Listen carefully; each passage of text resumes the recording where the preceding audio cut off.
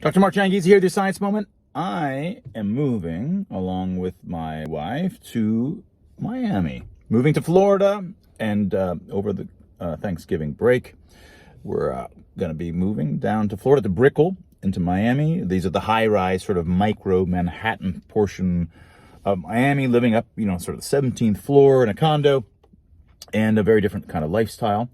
And the decisions for leaving Columbus, Ohio, which is where I have been for the last 8 years, and I've been all over the United States and Ireland prior to that.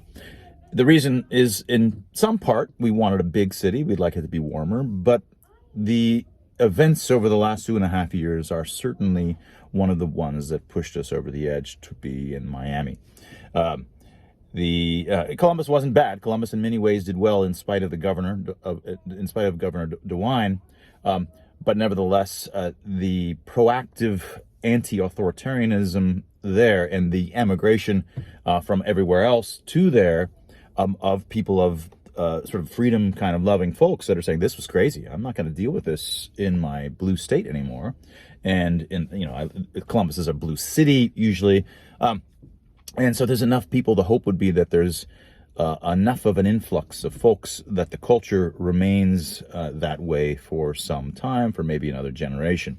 We even thought about moving to maybe Costa Rica or some other parts of the world. And I said, none of these things I think are sufficiently stable. A lot of these third world, second worldy countries sort of flipped to super Karen really bad in the first year and a half, and are only slowly coming around. I think they were even worse than many of the blue states in the United States, worse than Canada in some ways, and Australia. So being in the United States and being a state that really showed itself well was high on our list. Reach out to me in DMs if you are someone in Miami, and maybe we can meet up for a beer. That was your Science Moment.